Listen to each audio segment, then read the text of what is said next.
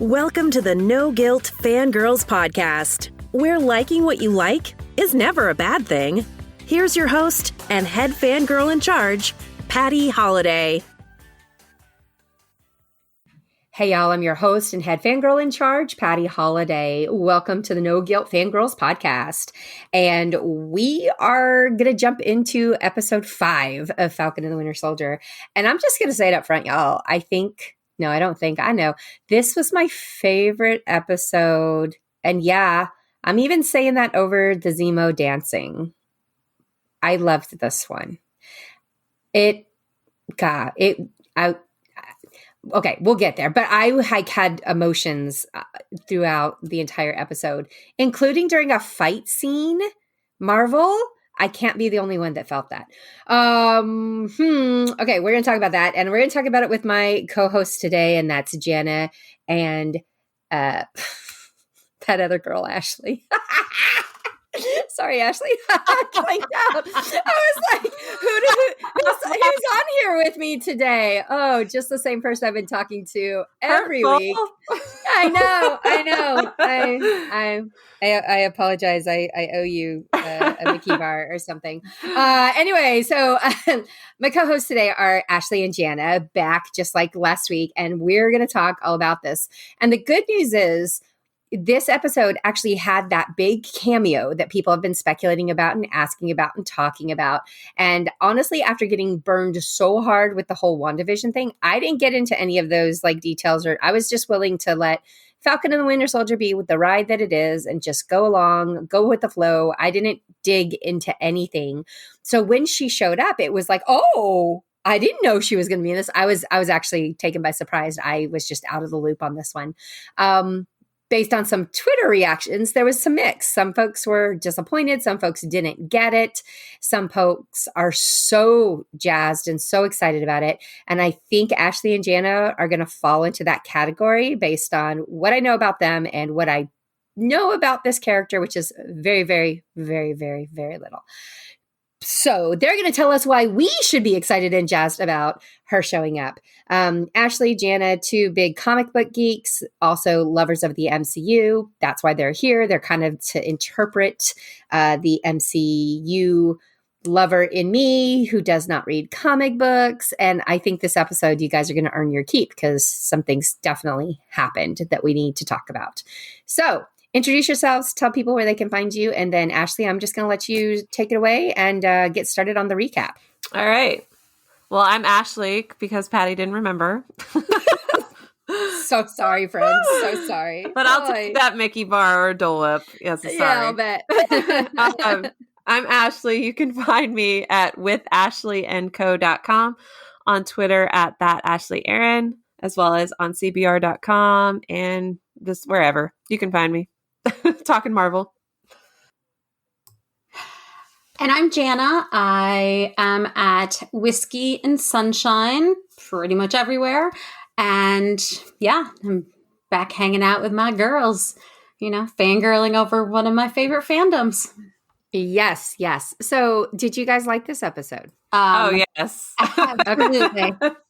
Okay, so it wasn't just me. I'm not like over here going, why did I love this so much? Because still, the Zemo episode is still pretty hot and like was pretty game changing for me. But I think this one had some emotions that got to me as it pertains to the whole Cap, Bucky, Falcon, all the connection things.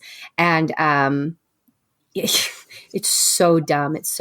But again, nothing happens without a reason. Did anybody catch or have that moment? I had this moment where Sam, has his turn and he's starting to kind of come around to things. Anyway, he is literally running around with his nephews. And one of them says, Uncle Sam. And that hit me like Uncle Sam, not just his name is Uncle Sam to them, but I'm thinking like Uncle Sam, important, patriotic Uncle Sam. I can't help it. That can't be a mistake, right? So it had to mean something there. And John Walker. Oh, boy. Dude. Yeah, right? Okay, so start with the recap, and then we'll interject as things go on as to what happened there. All right. Well, speaking of Walker, that's where we start. He has fled the scene from where he used the shield to murder a flag smasher. And I don't think we talked about it last week, but it's the same flag smasher who grew up loving Captain America. So the irony there is very painful and tragic. It is. And not only that, I thought with, current events and things that are going on now, I think it was also, and again, if people are like, why does Marvel have to get political? Marvel's always been political. Always. So, but I felt like this was very much a commentary on like police brutality and, things like that as well. And so it just, there was a lot wrapped up into that scene. Definitely. A whole lot. Yeah. Go back and watch it again if you guys can handle it and need to pick up on some of those cues. Cause it was harsh. Okay, go ahead. Okay. And the irony too that he was taken out by the superhero that was his icon as a child. Definitely. So, like we saw, if you caught the featurette that they released last week, I think it was last week, late last week. No, it was this week. I can't keep track of time because what is time? We're still in that weird pandemic time. They released a featurette anyway that showed Bucky and Sam confronting him. So we're seeing that now in this episode. And they fight. And it is a brutal fight. First of all, Walker has continued to spiral. I mean, he's literally like yelling, like, I'm Captain America. Like, oh, okay, calm down. No, you're not. They are going to take the shield from him. He doesn't want to lose the shield. He's like obsessed with it and what it means. And just, it's a brutal fight scene. I mean, it's got some great moments where Sam and Bucky are teaming up to take him out, but Bucky's arm gets damaged. Falcon's wings are ripped off. Walker tries to take out Falcon like he took out the flag smasher. Bucky stops him. He equally tries to hurt Bucky and Sam stops him there. They eventually break his arm to get the shield off of him. And in a moment that mirrors Steve in Captain America Civil War, Bucky's holding the shield and he eventually just drops it and walks away. Yeah, that I was having a lot of feelings about watching that scene where I felt like there was definitely some ties, obviously, to some mirroring as to what happened and what went down with the Civil War fight scene there at the end of that movie. But I was really caught off guard.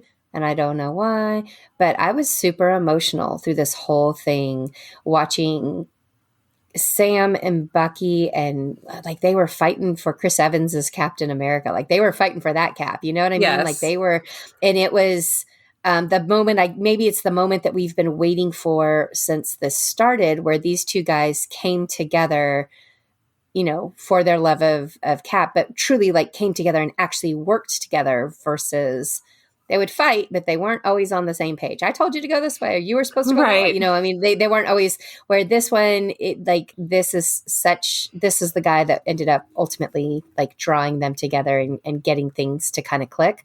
And it was emotional for me. I was really just sitting there going, that's why I texted you in the middle. So I was like, are you watching this? Oh my gosh, are you watching this? And I think you were watching it almost at the same time as I was. But it blew me away, and it was very well done and very, very excellent. All of it was excellent, yes. Like just everything about it. But it was an emotional situation for me, and I was kind of surprised to say that about a fight scene. It was almost therapeutic in a way, right? Like it was that they came together, but it went from that kind of like jabbing, nitpicking stuff that they were always doing with each other to like saving each other's lives. Literally.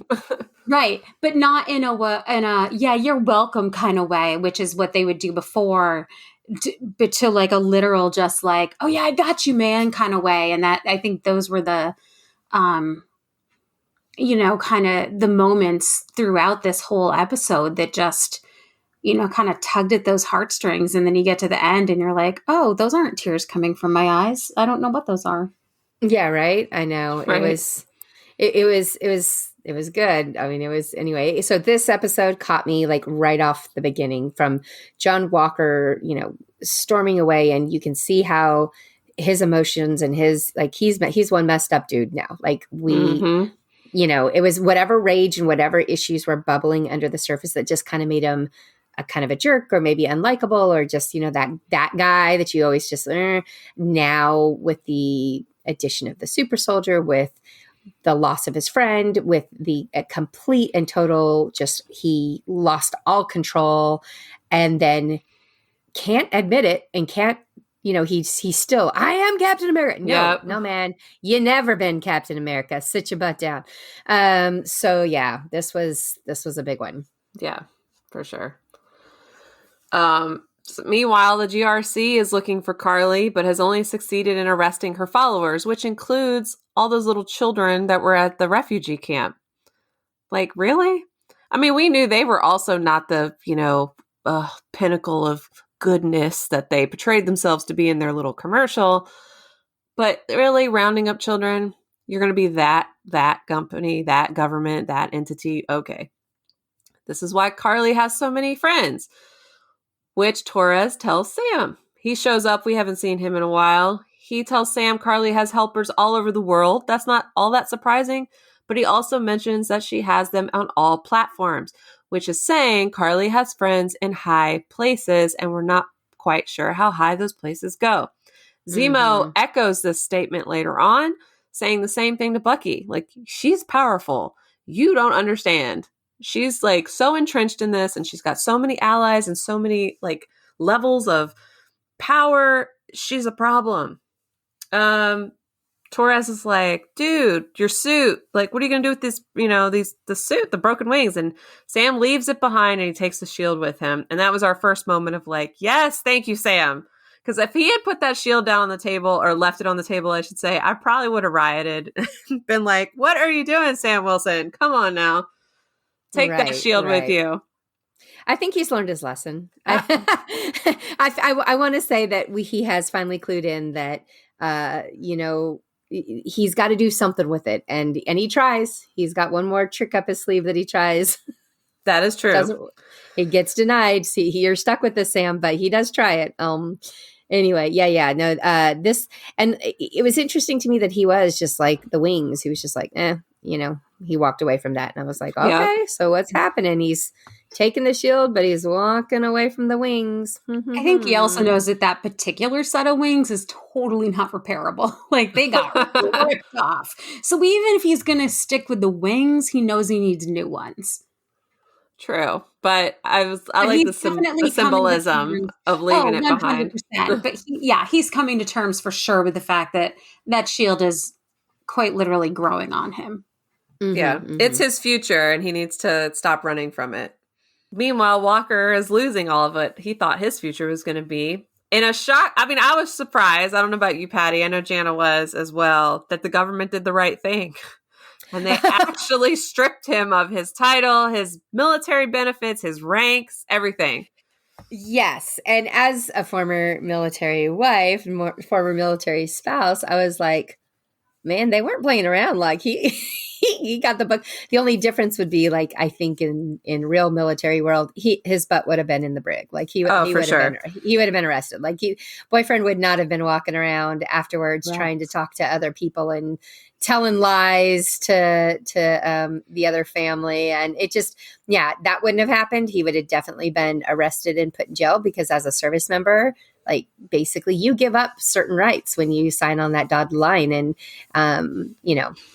he was still in. I mean, that would have happened. However, I was satisfied with the idea of, you have no rank, you have no privilege, you have no retirement, you have no benefits, you have no. Like, we are taking everything from you because you acted in a manner that was unbecoming of an officer, essentially, is, what it comes down to it. Unbecoming of a human. Well, correct. And he's screaming, I'm Captain America. I was like, oh my God, stop, please. Yeah, you're not, sweetheart. You ain't. So. All right. Now we're at our cameo. So I'm excited to talk about her. In the hallway, he's sitting with his wife, and they're like, he's whining and crying about it. And this woman walks in with some killer heels. It's Julia Louis-Dreyfus.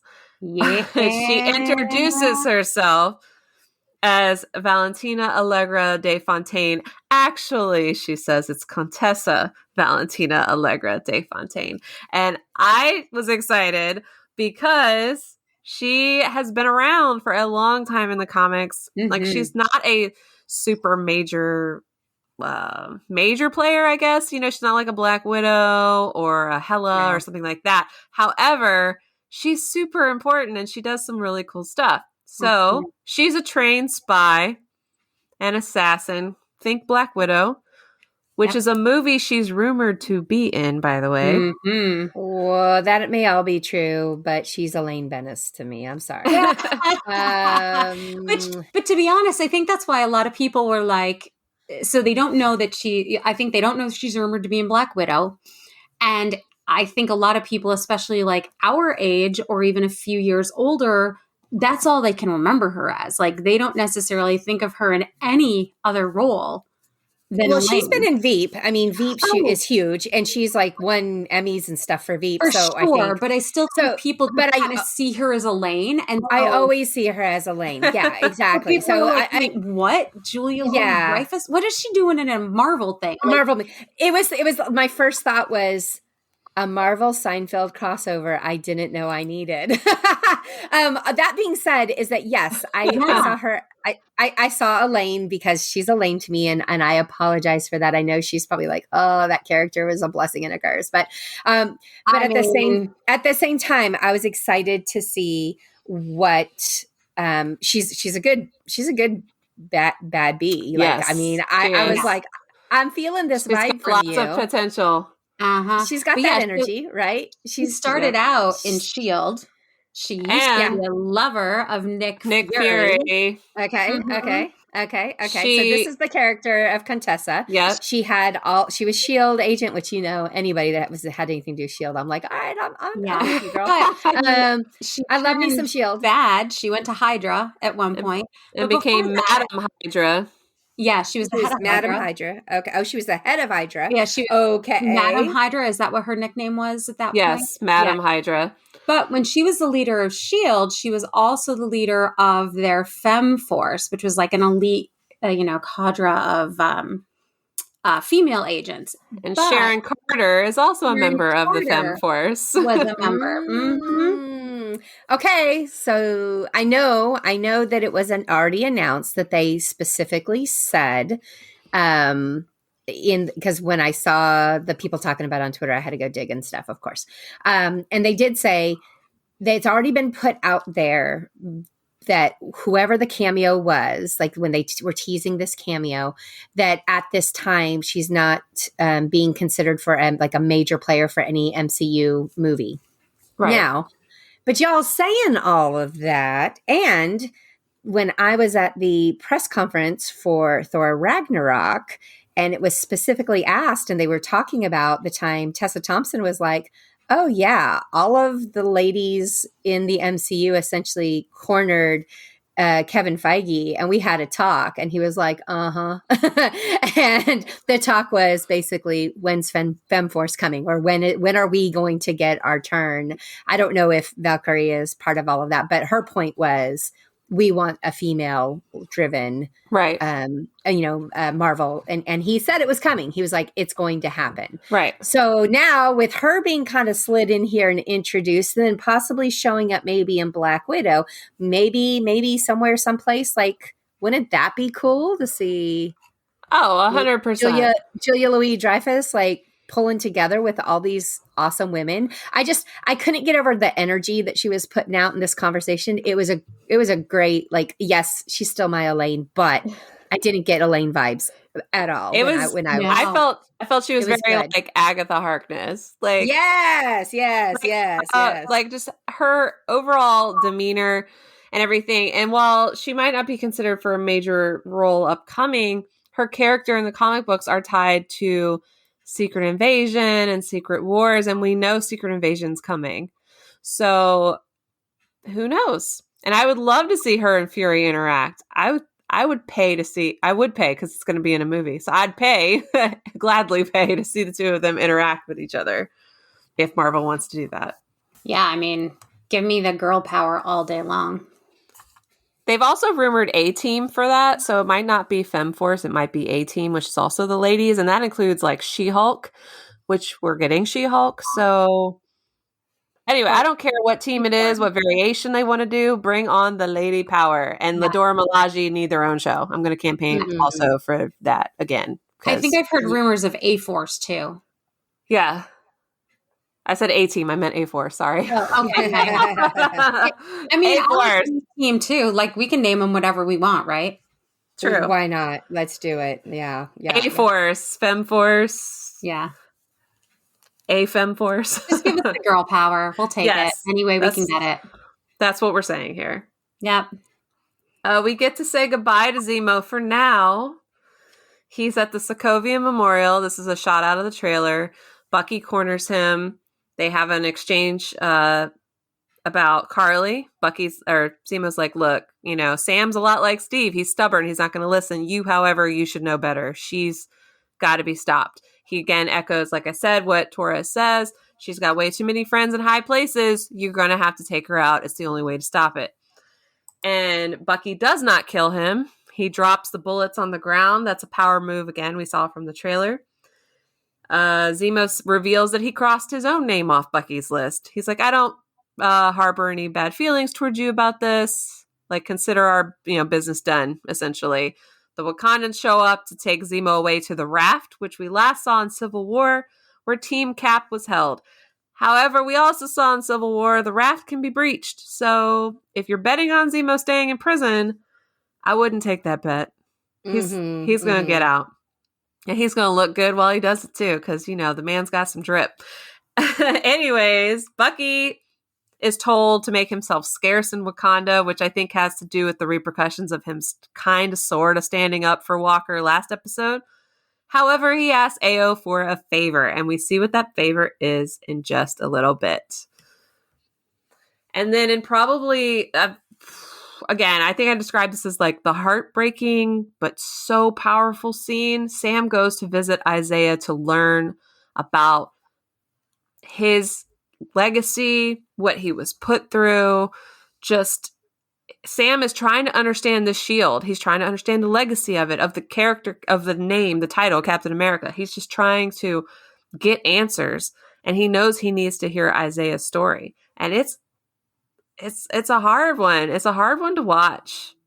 It was, but it was important. And 100%. And what I again, they just made it very clear for anybody who wasn't catching on. But I know early in this discussion, you and I had talks about, and you kind of explained how, like in the comics, Sam actually had the shield taken away from him because the American government was not ready for a Black Captain America. Yeah. And that's basically touched on and addressed in this whole discussion. Yeah. And here we are in 2021. And you got to admit, some people are going to still have concerns about a Black Captain America, right? Oh, yeah. And anyway, I was just like, wow, like nothing's changed. I mean, I know a lot has changed and a lot of good has come in forward movement, but we're still a nation with a lot of problems when it comes to race.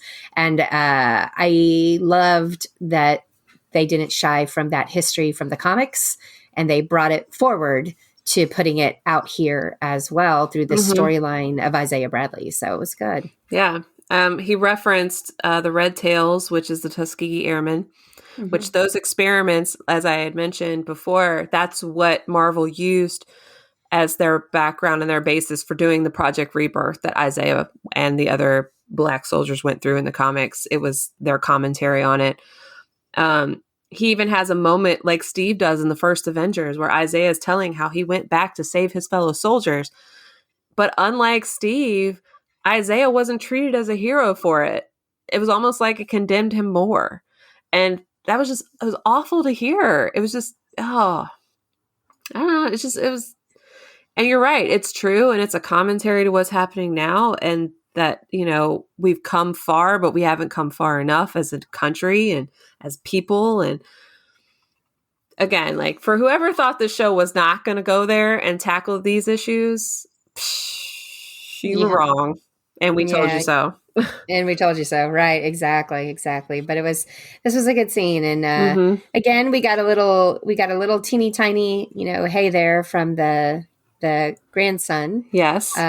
Who, Patriot. we're all hoping eventually we're going to see him pop back up again later, but he was there just again briefly. But yeah, this was an important scene, an important moment, I think, in Sam's struggle, where basically Isaiah Bradley's like, no black man would ever stand up for our government like in that way, because no self-respecting black man, I think is what he says. And it kind of takes Sam a moment he has to think through that and think through those words and think through what that meant to Isaiah and, what it meant to, just that whole conversation definitely weighed on him. But later on, we do get that resolution, as it comes out. And I think it's an appropriate discussion with his sister, which I love to see her. I love to see Sarah. So that was fun. All right. So after this conversation, what happens next? Sam goes back to Louisiana and Bucky shows up with the gift from the Wakandans, which is Sam's new suit. And we know this is going to be his Captain America suit. At least I'm assuming that'll be kind of comic accurate. So it's got a lot of white on it. It's white and blue. And it's going to be beautiful because it's Wakandan tech. I'm so excited. Wait. So when Bucky, so we're already to where Bucky shows up? I mean, they're fixing up the boat and Bucky shows up. Okay. So Sam goes back. He's fixing up the boat. I'm sorry. I thought maybe I just missed like that conversation where we did that. So he leaves Isaiah's, he goes back home. Yeah. And basically he and his sister have this talk and he's like, look, who owes mom and dad? Like, apparently their parents were like amazing people. And she just kind of snorts and she was like, who doesn't? Like, everybody in this, this city adored mom and dad, and they did so much and they gave so much. He was like, all right, well, it's time for us to call in some of those favors. And so Sam gets on the phone and basically says, hey, you remember my dad, right? You remember my mom, right? And they get the help they need. The community is willing to come out and help them, which I also really loved to see that, from a little pulling on my heartstrings, because they were both Sarah and Sam were so beaten down and so conflicted about this boat and what it meant to them as their family and their history and what was happening. And so I just don't want to gloss over like that important moment where Sam and Sarah, I think, get a little bit of their mojo back, because as they're working on this boat, yes, they're working on it so they can sell it. But as they're working on this boat together, they're also being reminded that the community and what their parents did and all of that is kind of like bringing them closer together. And so Bucky shows up and brings this box. And when he brought the box, it didn't connect with me. Again, non-comic book person here. I thought Bucky had taken the wings somehow, like had gotten wings made for Sam, and that he had basically just gotten super swoopy Wakandan tech wings for Sam. Like, forget that USA stuff. Like those suckers broke. Did you see how quickly they got torn off? I love you, USA, and I like to buy in the USA, but sometimes you got to buy from Wakanda. Okay. And I thought that's where I thought that was. And that's what I thought that was, since he kind of like walked away from the wings earlier with Torres. I thought this again, because he doesn't open this box right away. He just kind of puts it aside and he leaves it. He's just not ready to get into it.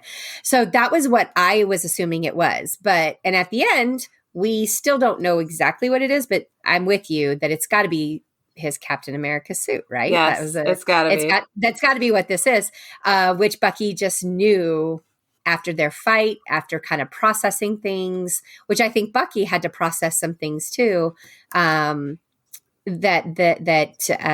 he knew that would be eventually where Sam would be going and where Sam would get to. And so, he got Wakanda to help him out. Yeah.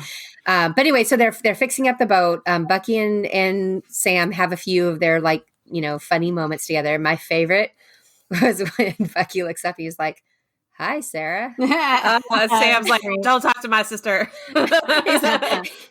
Yeah, and later on he's like, you can spend the night, you can crash on our couch, do not flirt with my sister. And Sam's like, understood. I'm ready to ship the two of them. I was like, I totally was. So cute. It was pure and it was adorable, and I'm shipping it. So if they can make that happen, I'd be down with it. I don't know who if Bucky has a love interest in comics. He has different ones. Sarah? Yeah, why not Sarah? Why not Sarah, right? This is the MCU. Crazier things also, could happen. I mean, when she's like grinning at him, I'm like, yes. It's like, I mean, if Bucky Barnes is standing on my dilapidated boat, I'd be like, yes. How you doing, sir? I mean, I would flirt with him anyway, whether he's my brother's friend or not.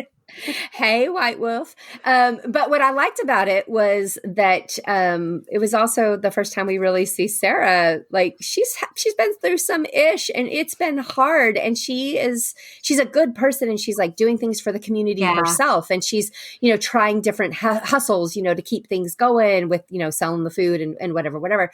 But that was like just a pure moment of like normalcy, where she is a red-blooded American woman. She's a widow. She's, and she's like, so someone's looking at me. Well, I can look right back at that. And That's right. It was just a super small moment, but it was a good one. It was just, again, the Marvel touch, right? But I like that, and I caught on to it. And I don't know that we'll ever see anything else come out of this at all, but for the moment that it was, I appreciated that, and I thought it was great. And it ties into a little bit to that whole just like therapeutic family. I think they all had like a nice therapeutic moment here. Yeah, this was kind of like the episode where they weren't in therapy, but therapy finally paid off, I think. Yes. And speaking of that, let's talk about the Sam and Bucky conversation that they have, where Sam gets to use some of his skills from, when we first met him, he was working with soldiers with PTSD and that sort of thing. Yes. Well, he was able to use some of that discussion. Wait, you think Bucky has some PTSD? I don't believe it. I don't know what you're talking about. No. Yeah, right. And again, as Marvel does, they're laying the groundwork in this conversation where where Sam was basically like, look, all 12 of those people, like, you were not making amends, you were avenging. Like, you need to pick one that you can actually make amends with, one that needs you to tell and give them closure. And we know exactly who that one is. We know exactly who that's going to be. And it's honestly the hardest yet the easiest. Like, he's most accessible.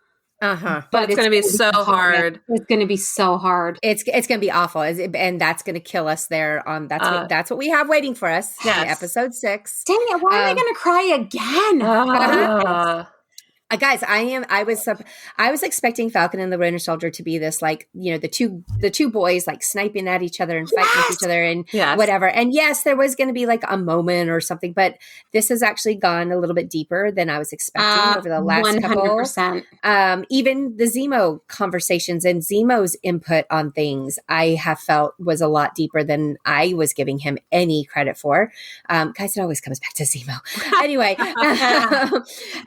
but this conversation, so the two of them are like practicing with the shield, and they're throwing it around and stuff. And again, I think we're getting Sam to move in that direction and that thought process. And it was after all this, when Bucky finally leaves, right, that Sam has the conversation with Sarah about Isaiah Bradley. Yes. Okay.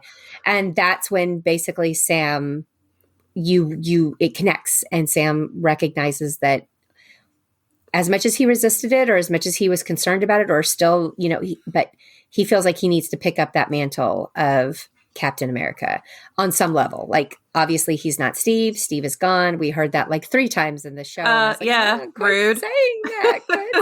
Seriously. But yeah, Bucky ends up leaving, and he says, call me. I'll be there when you find Carly and you have a lead on her. I'll be there. So just let me know. But, I got stuff to do. I got amends to make. I got names to cross off my list. And that's, where the whole, and Zemo actually even said, when he was telling him goodbye, I went ahead and crossed my name off your list. And he's like, you don't owe me anything. And I feel like we're good at this point or whatever. So Yeah. Sam taking the shield, like finally accepting it and kind of what he says to Sarah. I was telling Jana, it was very a Steve Rogers moment, because he was saying, Sarah told him, she's like, Isaiah can't tell you how you are going to experience something. This is your life. That was his life. And, Sam's like, well, along the lines of like, I got to keep fighting. I got to keep getting up, which that's total Steve, right? And this whole series has proved over and over and over again why Steve chose Sam to begin with. Sam is the good man. He's the man that's going to keep getting up even when he's beaten down. He's going to keep getting up and he's going to do the right thing, not because somebody expects him to, but because he wants to, because that's what he knows that's what he should do. It's the right thing to do. And not because of a government or a title. It's just he wants to do the right thing because he wants to do the right thing. And this is why Steve picked him. So it was exciting to see him go through the training, right? It was like a whole Rocky thing, but it was the Captain America theme from the Winter Soldier playing in the background as he trained. And I was so excited to see him train and to like, he was kind of playing dodgeball with the shield. I don't think on purpose. He was just dodging it because, it's either that or get decapitated by a vibranium shield. But Decapitated. Oh, dad joke. Oh, so punny. But I try. No, it was a great scene. It was powerful. It got us all excited, right? Because we're like, this is Sam. Sam is coming into it now. We're going to go into episode 6. He's going to suit up. He is going to have the shield. Bucky's going to be there, and it's going to be insane. But before the credits roll, and if we want to go back a little bit, Sharon makes a phone call to Batroc. And she says, look, I got a job for you. I'll pay you double. And which leads us to believe, A, she's the leader of LAF, because that's who he was working for in episode 1. That 2, she sanctioned whatever he was doing in that episode. And 3, she's supplying Carly with the means to an end, the means to take on her mission, which is to stop the GRC from having this vote on the Patch Act. Batroc tells Carly she's not there. He's not there to join her little revolution. He's just delivering some goods.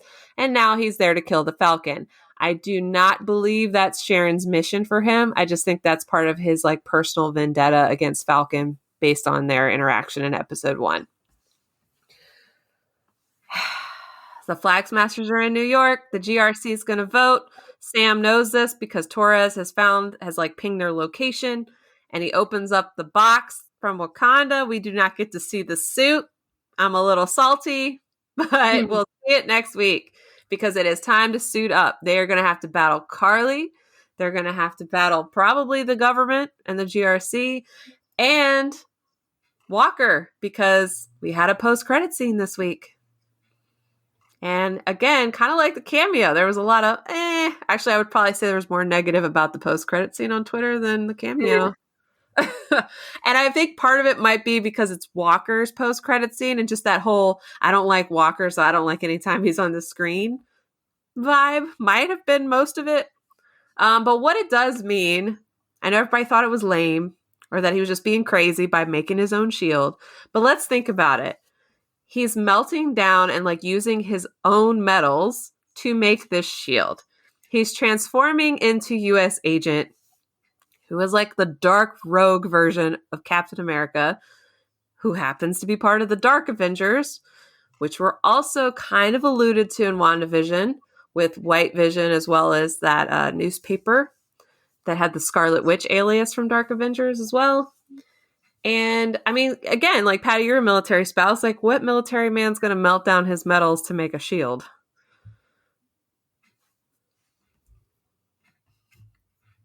Probably none. Well, here's this. This is the funny thing. And when you guys go on Facebook, you'll see why.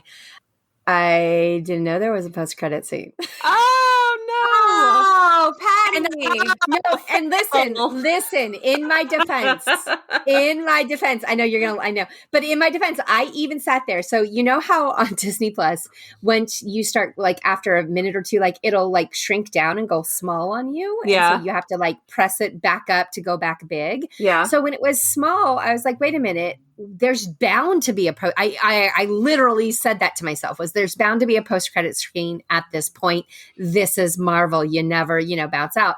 And so I expected it. So I forwarded through, and then I rewound back and through the credits, thinking there'd be a mid-credit scene, not necessarily a post-credit scene. And so as it turns out, I just wasn't quite as patient as I should have been, because there wasn't anything mid-credits. It happened post-credits. So this is all news to me, and now I shall go and watch it. And I am now, slapping my own wrist for, my Marvel faux pas, because I tried, but I didn't try hard enough. So basically what you're telling me is that is that John Walker is seen melting down and trying to create his own shield. Is that what I'm getting? Yes. He's working on making his own, because, he still thinks he's Captain America in his head. Yeah. Well, he keeps telling everybody he is, right? So he's trying to make his own shield. He's like spray painting it, but he's using his metals, like also all that stuff he was decorated with at the hearing. Well, that's cute and all, but it's not vibranium, you jackass. Exactly. I know. I keep waiting to see that thing shatter like an egg when it comes against the real shield. And some folks feel very strongly about those metals, so I'm sure there were some people who were like, no, you don't melt those, down. Anyway. Pretty much. All right, so now I got to go back and watch that. Yeah. But good to know. But thanks this is why I do this podcast, is I would have, missed out on these things. But that's what I was doing. I was updating my status on Facebook while you were telling the story. Oh no. That's funny. What's your status say now, Patty? It just I gotta go look now. Come on, Facebook. There's a post-credit scene on Falcon and Winter Soldier. I just learned this from Ashley and Jana. You're my first post in my timeline. I'm laughing at it. Ha Anywho. Okay, so for reals, are we done now? Like, does that wrap up the entire episode? Yes. Okay. Yes. The only thing I want to touch back on is Sharon Carter, because now it's like my conspiracy, like I'm doing the red strings all over the place, and I'm like, either Sharon is just super bitter and she has truly gone bad, and she is now like power broker. She is, whatever, like she controls everything and whatever. Or is she not power broker because power broker had told Carly, I'm going to come after you and kill you, and here she is seeming to help Carly? Or is she playing like the red string game, like I said, and she's actually making Carly think she's helping her, but in reality she's not helping her, because she's either the power broker or because she's trying to do something to get in the good graces so she can come home again. Like, what is going on with Sharon Carter? It was like a 2-second thing that happened there that could go in like 3 or 4 different like versions of events. So I want to hear like what you guys think the real deal. Like, what do we find out about Sharon Carter in episode 6? Do we find out she has gone bad? Do we find out she's kind of bad? Do we find out she's actually been really good this whole time? She just was deep undercover pretending to be bad. Like, what's up with Sharon? I think that I still don't think she's the power broker. I think that, like I said, the conversation with Batroc leads me to believe she's leading LAF, whichever that is. We don't know what that is yet.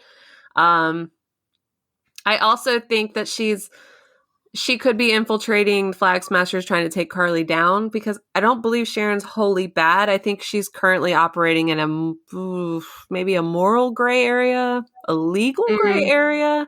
Because I don't see, like I said, I don't see her trying to like take out her friends, Sam and Bucky. Because if she wanted to do that, she could have clearly done it in Madripoor, and it wouldn't have been no big thing.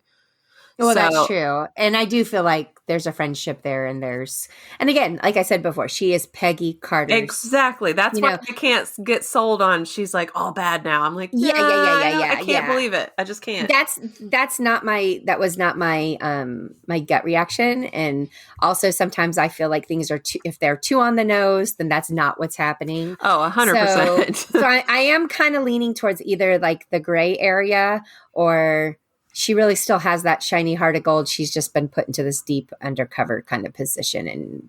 And so, right. Again, the red strings are all over the place, Yeah. So For sure. She's definitely up to something.